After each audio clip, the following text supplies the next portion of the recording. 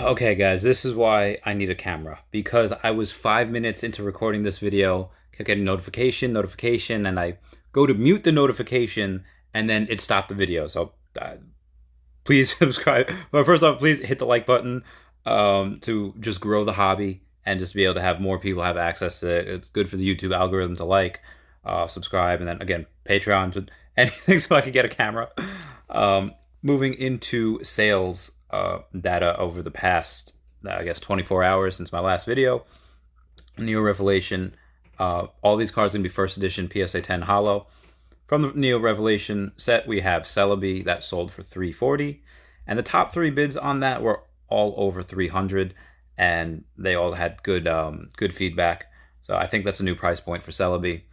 For the Neo Genesis, the Steelix sold for $175, and it's a little interesting because the second bidder had zero feedback. That second bid was at $173, and the third bid was $153. So I don't know if that second bidder was a real bidder, they were show bidding, but they had, I think that caused the price to go up. Maybe it would have been around 155, 160 had it not been for that second person, which again, they could just be getting into the hobby with no feedback. I don't know.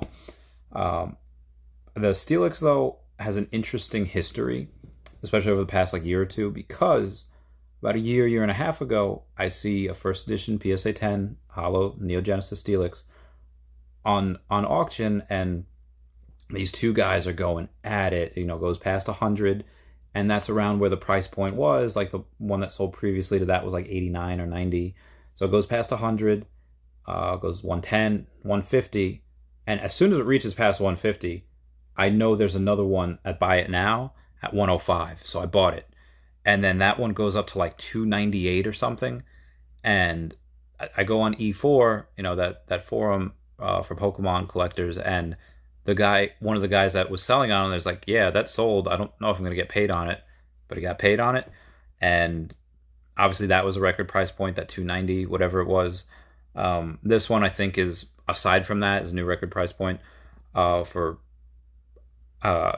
actual bids. Again, with buyers with feedback. Again, that I think that was an anomaly. In stocks, I would call that a spike, and then the next one comes back down. The right now, I don't know if that Steelix is ever going to get to that 298 price point, but whatever. The moving on, Neo Genesis Blossom sold for 138, and that had some really good competition because it had four bids that were over 130 or over. So really good competition. If someone sells another Blossom, it'll probably get around that same price point, maybe a little more, maybe, but I think easily it will be that 130 mark again. Moving on to Gym Challenge, we had a Koga's Ditto, which this one was interesting too because it sold for 142, and the second bid was 140. But I think similar to what happened with the Steelix and Neo Genesis, the third bid was me at $30. So there's a huge disparity, a huge margin between that, 140 and 30 is $110 difference. And the reason why I didn't bid higher on that, because I usually like to add to my collection, to the Gym Challenge, first edition PSA 10 Holos, is because up until right now, I didn't think a Koga's Ditto ever sold for over 100. I think if this is not the first one, this is definitely the highest price point.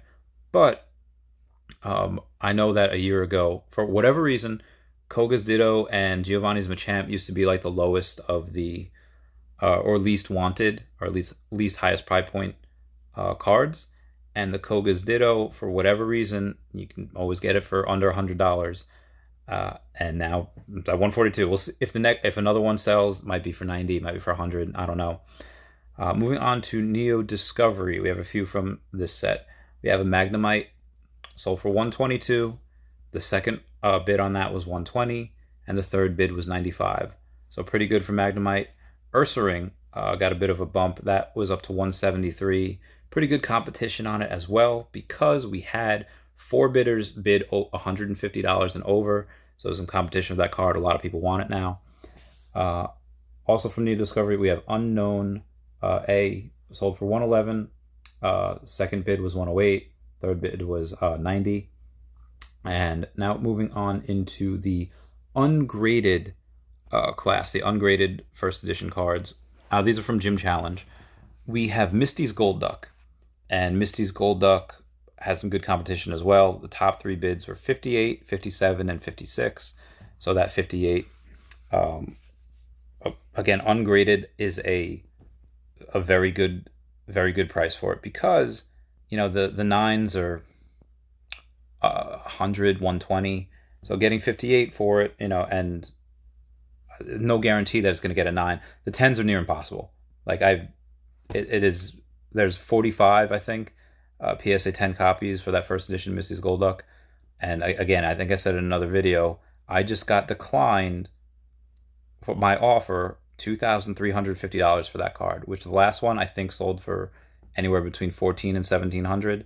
I got declined for $2,350 for that PSA 10. So that's something that everyone wants. That is something that's so rare. It's so hard to find it. Anyway, why I think that one got a 9, because it would get a 9. Again, these are ungraded. I graded it as a 9 because on the top left side looked like a little bit of whitening, but it was a good seller. He had 100% positive feedback, and he sold the rest of these.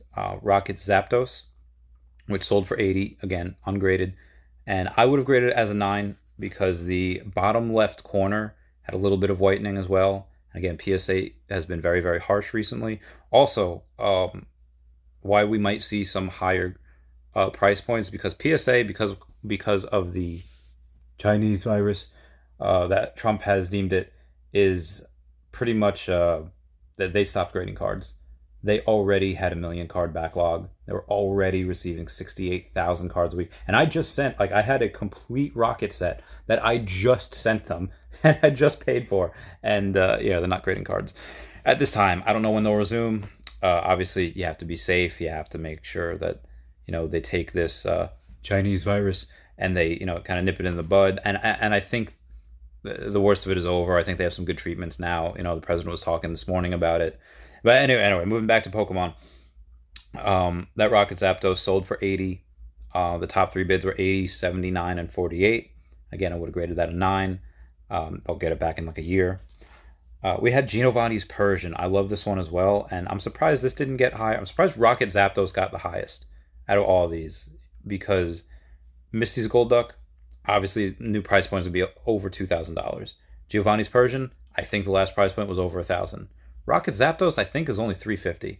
So the fact that Rocket Zapdos got an 80, it sold for 80, beating out Misty's Golduck, which sold for 58, and beating out Giovanni's Persian, which sold for 51. And again, I gave it a 9 because I know those cards, Giovanni's Persian, tend to have factory lines on it. I did not see it when I looked at it.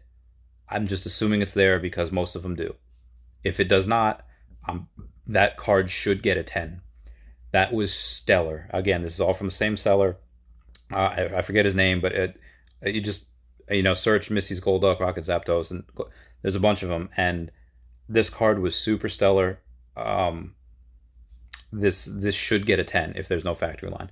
Even again at a 9, even if it has a factory line, it should get a 9. It was damn near perfect. And then we had Koga's Beedrill, which that also sold for 51. The top three bids on that was 51, 50, and 40.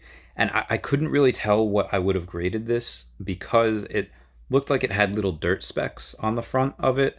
And I don't know if that was from the camera or if it was from like a glare and it made it look weird. But so I couldn't tell. Again, the back seemed okay. The front, though, little specks of dirt. I don't know what that was from. And then he also had for sale cards 21 through 132. So in the Gym Challenge set, there's 132 cards. Cards 1 through 20 are hollows. 21 through 132 are non-hollows. And that sold for $161, which, if they're all damn near perfect, if they were like these hollows and they'd get from 7 to 9, maybe a couple 10s. Again, you have to grade them all, but 161 I think was a little low, but that's what it sold for. The second bid was 159. Third bid was 125. And then we have so there's a complete Gym Challenge set that sold a few weeks or maybe a month ago. I think it was a month ago for $1,400. That include the Arcanine, the Charizard, everything. That sold 40, and I should have bought it. I did not. I there was two of those selling at that time. There was a complete gym challenge set sold for 1,400, and then a complete rocket set, the same thing, but that sold for about 1,200. And then I don't know what happened. Maybe the seller, or maybe the buyer just didn't buy. He didn't pay. Something happened. Well, I don't know. But that same rocket set was appeared again, like, a week or two later, and it put it at 1,200 or best offer. So like, all right, let me offer 800 for it. Boom, done. He accepted right away. I was like, oh, oh, oh, oh. So what I did was, I got that, and that's the one I sent out to PSA. That's uh, rip. And I don't know if I have it. I don't have it written down. I didn't grade all of them. I graded a lot of them out of the 82 or 60, 82, 83 cards that are in there, because Dark Riot choose that secret rare. I think I only graded 60 something of them, plus plus some Misty's Gold Duck that I have that should grade a 9. It looks great. It's got a little red dot on it somewhere, so 8, 9, whatever. Or maybe you'll get like a 10 OC or 10 red. I don't know if 10 red dot exists.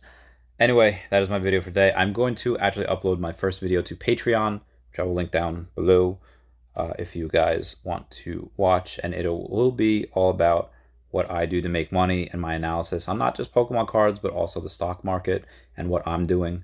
And I'll talk to you guys later. Bye.